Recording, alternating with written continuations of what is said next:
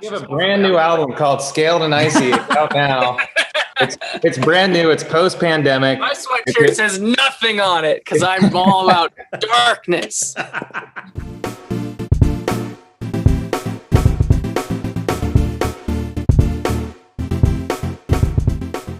Hi guys, James Wilson-Taylor here for Rock Sound with the latest of our video calls, and a very special one today, as I recently had the chance to chat with 21 Pilots, Tyler, Joseph and Josh Dunn, all about their incredible new album Scaled and Icy, and putting together that epic live stream experience which launched the whole campaign. Now, if you want to check out the entire interview, it is available right now in this very special 21 Pilots edition of Rock Sound. 36 pages with the full interview, photos from that live stream, and it all comes with a giant double-sided A1 poster. It's available right now only at shop.rocksound.tv. And today we are going to bring you some extended video highlights from that conversation, and we begin with the live stream show. How did they put it together? What did they make of the fan reactions? And did it make them see any of those new songs in a different light? So without any further ado, here they are in conversation from 21 Pilots. This is Tyler Joseph and Josh Dunn. I want to start with that live stream. Congratulations, guys. Like, really one of the most incredible things I've as you might imagine, I've watched a lot of live streams this last year. That really was a whole nother level. So well deserved, all the praise. Loads I want to ask you about it. Before I do, just generally, how are you kind of reflecting on it after a few weeks? I mean, you must be delighted with the fan reception to it. Yeah. Josh? I think, it was a lot of work leading up to it, and kind of just like, I think in those few days too, it was kind of just like a whirlwind of just kind of making sure that every piece fit together perfectly and everybody was prepared. I think there were more people involved than, a normal show, some dancers, a couple extra singers, musicians. So there were obviously a lot of moving parts. And then the very next morning we flew to LA and had another week of other stuff. So maybe I'm just now starting to process the live stream. I remember thinking, oh yeah, we released a record. Yeah. Because it feels like that was, there was so much focus on preparing for this live stream and everything that went into it.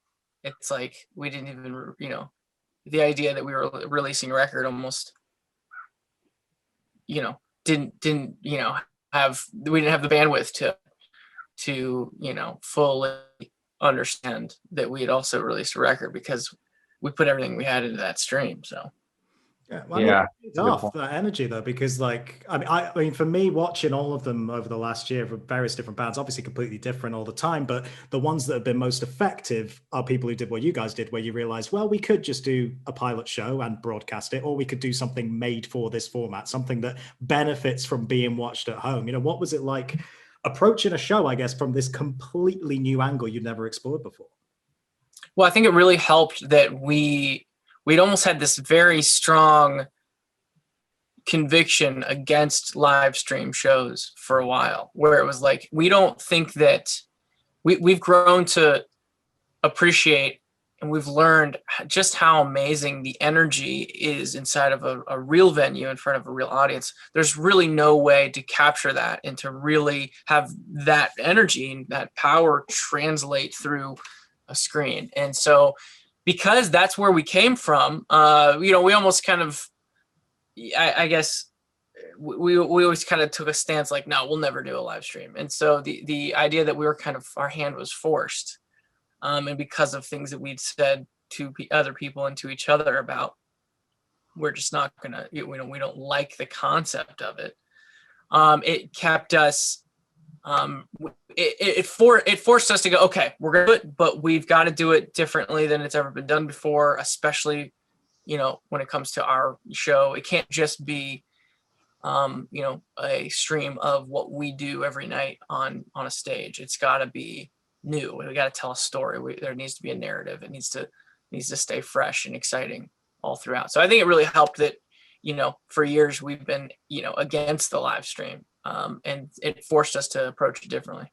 some of the differences. You know, we already mentioned there extra musicians playing live with you. What was it like building that band? I want to give a particular shout out to Sky, actually, because I love seeing the dynamic between you and him. Josh was particularly cool. Obviously, we've interviewed Sky many times over the years for his other work. It was really nice to see him pop up there.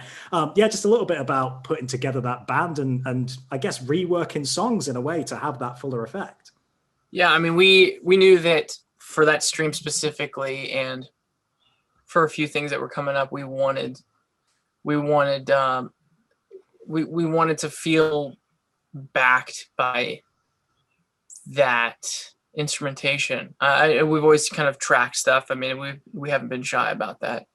But to really put a body and energy behind those parts rather than just relying on a backing track felt right. I think Josh and I have talked about this a lot. Like, we've proven we can do this. You know, the two of us, we did it. You know, we showed what we're capable of as a two-piece, and we will always be a two-piece band in the truest sense. But it's the idea of bringing in extra players to help fill that sound out. You know, Sky is he's the bassist. I just kind of followed him on Instagram, and he posts some awesome clips of him playing, and just reached out, and it seemed to work great. And he mentioned Dan, the guy on the guitar, was a friend of his at first, so we met him through Sky. And Todd on some keys and guitar, he was playing in the band Mute Meth. We met him through that. And then Jesse Bloom on trumpet and extra keys. I mean, he's in a band called Mr. Wives that we've toured with. I mean, these are just guys that it really, watching them all together, not just playing music, but just kind of interacting. It was like, wow, we kind of randomly stumbled on a great group of guys here. I know from just myself watching it, it put a load of those new songs in a different context for me and how I thought about them. I've read a load of the fan reaction online. It seems like it did the same thing for them. I wonder with you guys, putting these in a completely different staging, putting them in a really, really new place, did that open up anything new about those songs to you? Was there anything you guys noticed that maybe you hadn't seen before when you were recording them? I actually said to Tyler a few days after the live stream that it does. I mean, I think anytime really we go on tour and we play the songs, it brings them to life in a way that didn't really exist, maybe even in the studio. But I remember even specifically like Mulberry Street, and just kind of the feeling that I had playing that live in that setting, and with Tyler dancing and having dancers, and I definitely, I feel like I listen to that song differently now in a way that's cool. And so, yeah, I think that's the cool thing about,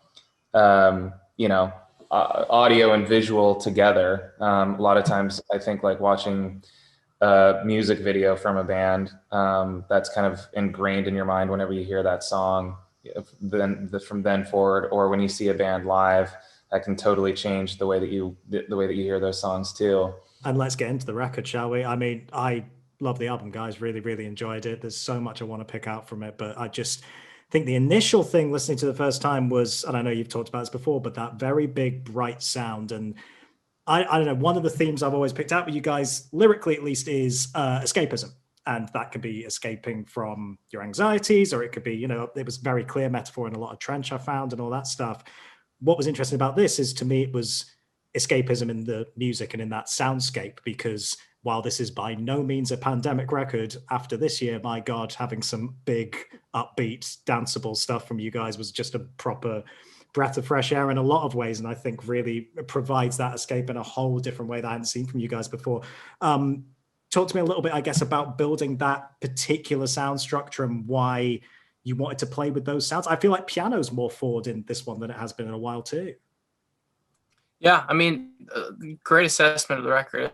Excited for me to hear it in your words. I got a new piano in the studio, and so that helped. Like, I got the real deal back there chilling, and it was a bit of a process getting it down the studio and into the room. But I'm sitting at a piano that I just bought that's down at my studio. And I also like kind of helped / watched these guys like wrestle this thing into the room and set it up and then tune it and all that stuff. And it's like, there was such work that went into just getting the instrument into the room. Like it was already spring loaded for me to write a song on it. I don't know how to explain that really, but the energy of me being a part of getting the instrument in the room was also transitioned into writing Good Day. And I wanted to just wail on that left hand and just kind of open this up.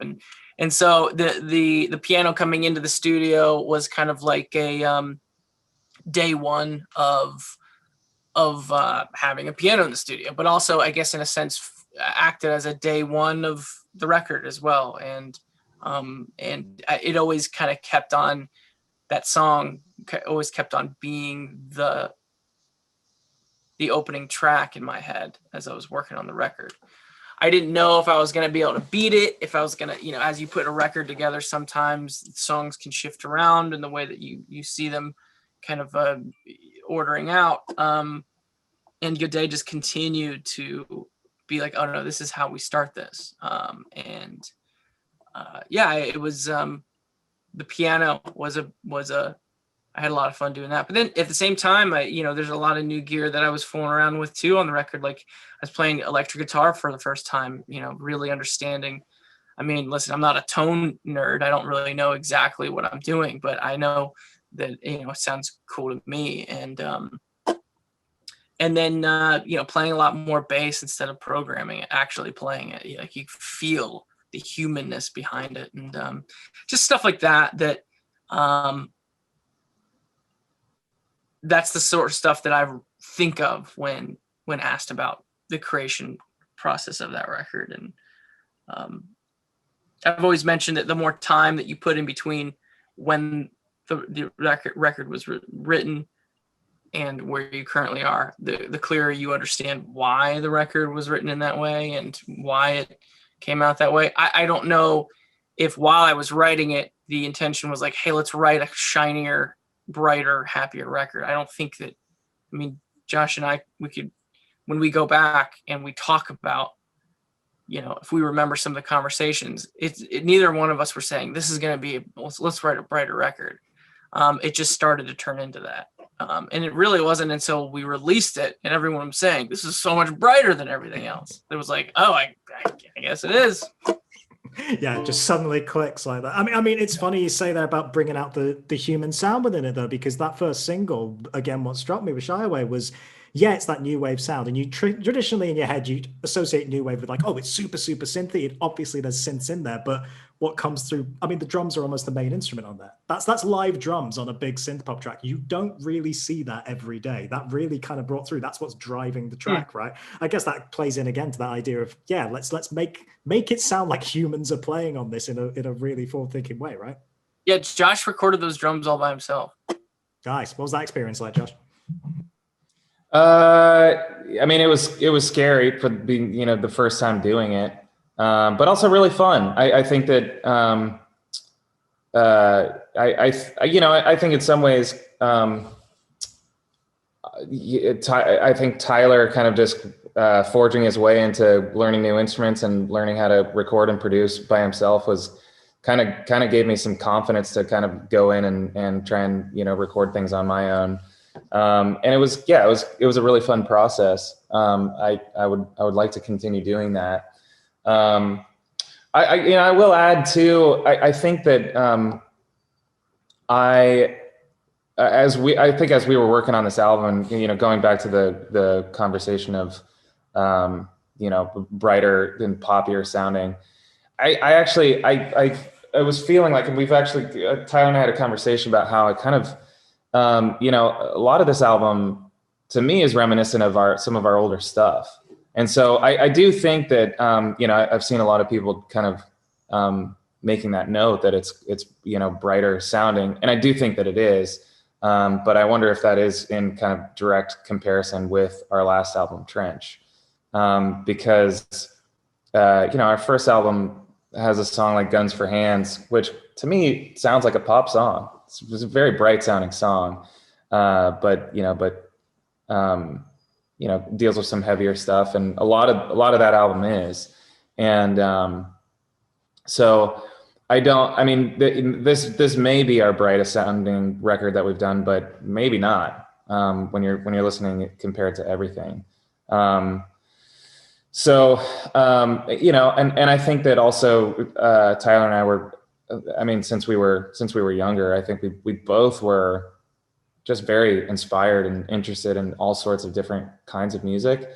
And I think that that's probably why albums will sound different from, you know, from one to the next, is it's just kind of, sort of constantly wanting to, explore those things that we've been inspired by, or continue to be inspired by, not expired.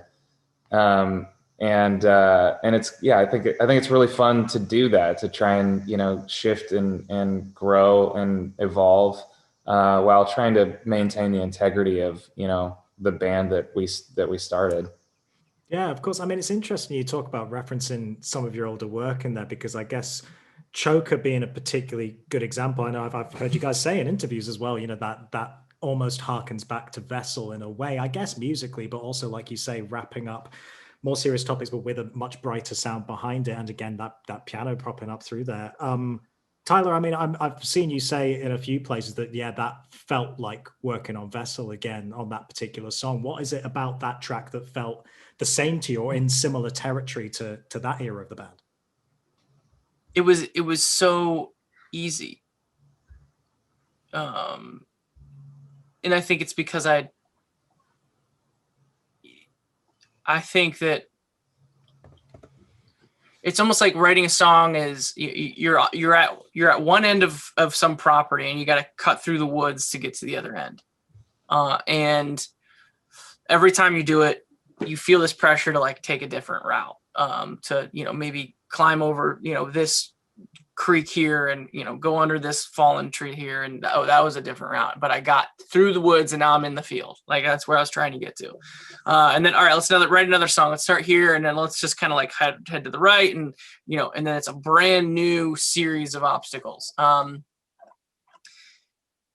song Choker, it was a path that I had taken several times already. You know, I'd almost like didn't even have to think about it. It had been done, but in a sense that, without it seeming like a negative thing. I think as a songwriter, you always, you know, you can feel the pull towards,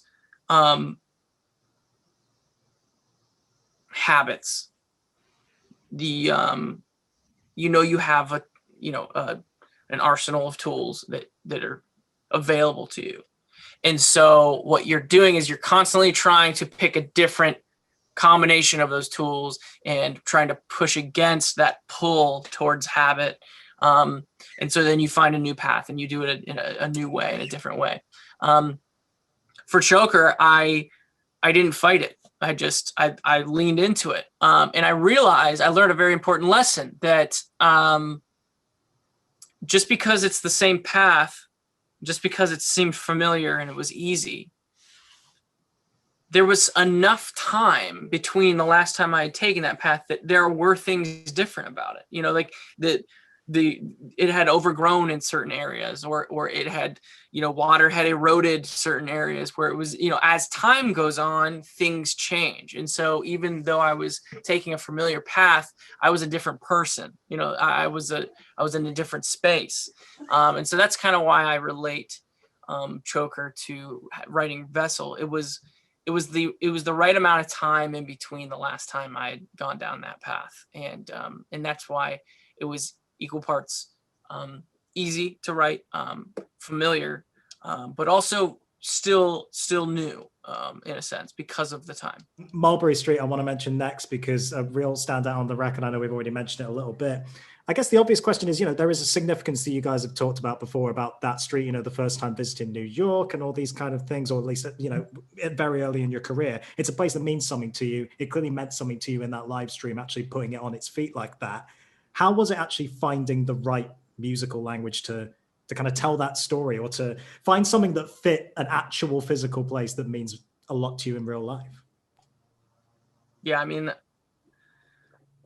that's one of those piano movements that just kind of fell out of the sky. You know, playing that, I guess that would be a G. Yeah, and then to D and then A. And I don't know, something about the bounce to it.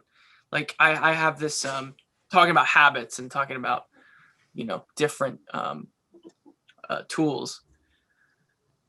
You tend to want to move quickly as a musician, because the idea of strumming something like, oh no, I can go quicker because I've sharpened my skills to go quicker, to maintain time, to maintain my sense of tempo, but also play quicker. So there is this natural feeling as a musician, as a songwriter, and as a producer to want the song to go faster because it proves your skill. That was a song where I, again, trying to push against that natural pull. No, slow it down, even slower. And so because I you know, it just kind of fell out of the sky, and because I had the wherewithal and the patience to let that song be kind of just a chugging along slower, put more time in between that the grid there. And equally, I felt like, you know, us getting signed and being, you know, the success we had, as much as we worked hard for it and we were prepared and we had, we really worked hard to be in that position. You can't deny the fact that it also fell out of the sky. You know, if we were to recreate what we did to, you know, our journey to get to where we are now, there's no saying that it would work again. Now, you know, it was a perfect time and place, stars aligned. And so the idea of the music itself kind of just like happened, and the trajectory and, you know, getting signed and going to New York City for the first time, and, you know, having real Italian, you know, from Little Italy, and, you know, that street and that crossroads there, it's like, it all kind of just made sense to marry the two things. Yeah, fits really, really. Touch of the Ben Folds about it as well. He's one of my favorite artists ever, so I really liked hearing some of that in there. Dude, he's like he's my number one. He's No, the only person that on my list that I haven't met. Yeah, I've got like 5 people that I've always wanted to meet, and he's the only one that I haven't met yet. Oh man, Close though, right? Huh? Didn't we see him at an airport? Yeah, I did. I just walked by him.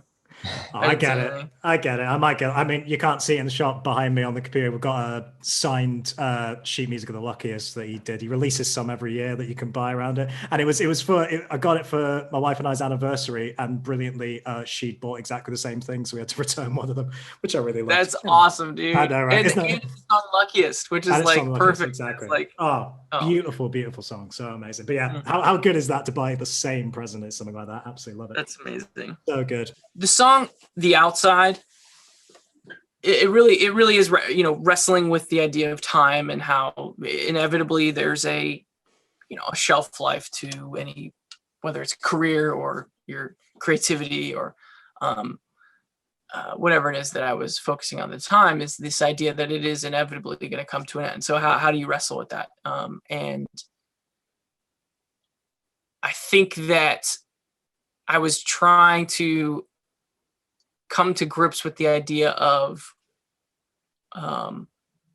graduating into a class of bands that have had enough behind them that moving forward was, I don't know, there's just a different graduating class. Like I don't know who else is in that class with us, but it felt like we were, you know, graduating to a new grade, if you will, or whatever. And then, you know, you're asking, how did the pandemic kind of bring a new light to a song that was currently being written? I would say that feeling of graduating to the next phase was, I guess, exaggerated, because now it really does feel like it's going to be the bands and artists pre-pandemic and post-pandemic. Like there was this thing that was thrust in that really is dividing it. And I think it really like put us on a fast track to being a band that was post-pandemic. That put us on a fast track to being a band that from then, which is okay.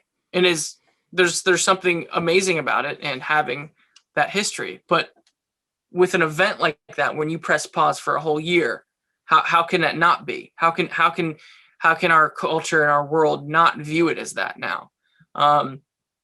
And so equal parts, we were, I guess not, we didn't want to stop, we didn't want to press pause on our touring. We wanted to keep on going, but we were forced to stop. But at the same time, how lucky were we to get in what we had gotten in? There's, all of the shows that we had done and all of the touring that we were able to do, and really connect with our fans. I mean, we really were fortunate.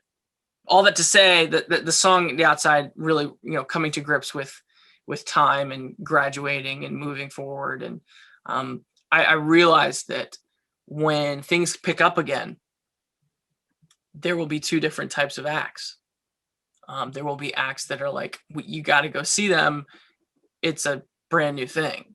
And then there's acts like, oh, this was just like before the pandemic, and almost this very nostalgic, reminiscent, exciting familiarity. And inevitably we're going to fall into that latter category. But it is interesting that the pandemic itself has kind of moved those, as where like grades, 11th and 12th grade are right next to each other. Now all of a sudden I feel like we moved from middle school to high school. Like it's a bigger jump. It's a new building. I don't know how else to describe it.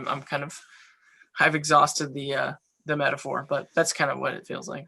It's an apt one though, because I think you're right. I think there's something to be said of that being a very nice, in the way that we've all sought out comfort, whether it's through watching the same TV shows, same movies, and listening to our favorite bands, whatever that is. There is something to be said for the fact that when shows come back, people will want to go and see their favorite bands. I think it's quite interesting that you say that you will inevitably fall into that latter category though, because clearly, as we've seen with not only this record, but the show that before that, and even how your tours evolve and change all the way through it, like you're challenging yourself. Do you really think it would be automatically falling into that comfort space rather than challenging and doing something new? Well, this is when I need Josh to even me out.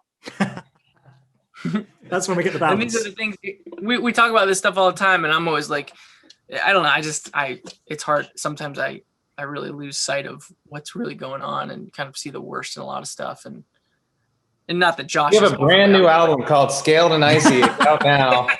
It's brand new. It's post-pandemic. My sweatshirt says nothing on it because I'm all about darkness. Guys, I'll kind of start to wrap up by really looking into the future. Like you say, you're working on new music. We know that. I know you've also said that you see this next record, whatever shape it takes, being some kind of conclusion to the story you've been building and the narrative and the world you've been building, some kind of conclusion there at the end of this one with one more record. I guess my question is there a pressure to wrap that up neatly in a bow, or are you feeling more open-ended about it? I mean, I guess it's like any TV show, any film, anything narrative, some part of your head goes, oh, it'd be nice if everything's dealt with nice and neatly, but the themes you're talking about don't work that way to me. So it's like, are you feeling more open about it, or is there a wrapping up type plan going on with you now? I'll say this: any show that has a finale that people are less than satisfied, I've always argued with them. Like, yeah, no, it was perfect. Is exactly what it needed. Like, there's something to be said, and I understand there's certain. I think that maybe not all shows, but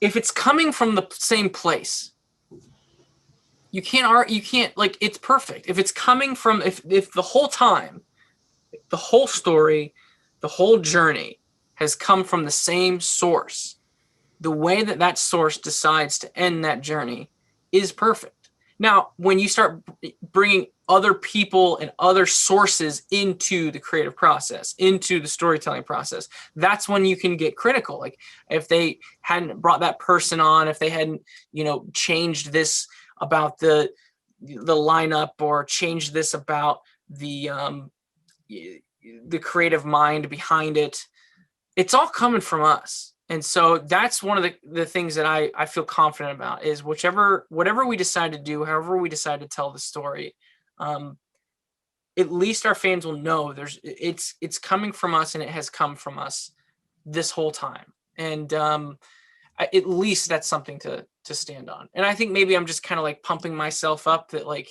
we're about to figure out how this ends and in what way it ends, and it's a daunting task. But I want to remind ourselves of that at least the fan that understands that no one has come in and been a new source of inspiration, a different voice in the creative process and the storytelling. It's been the same. It's been from the same two minds this whole time. And I think our real fans will notice that and recognize that and appreciate that for being pretty rare. And yeah, that's my speech. Thank you once again to Tyler and Josh for that conversation. And like I said before, if you want to check out the entire interview, it is available right now in this special edition of the magazine. 36 pages, photos from the live stream, and a giant double-sided poster. Get it right now at shop.rocksound.tv. In the meantime, I've been James Wilson Taylor. We will see you again soon for a brand new video call.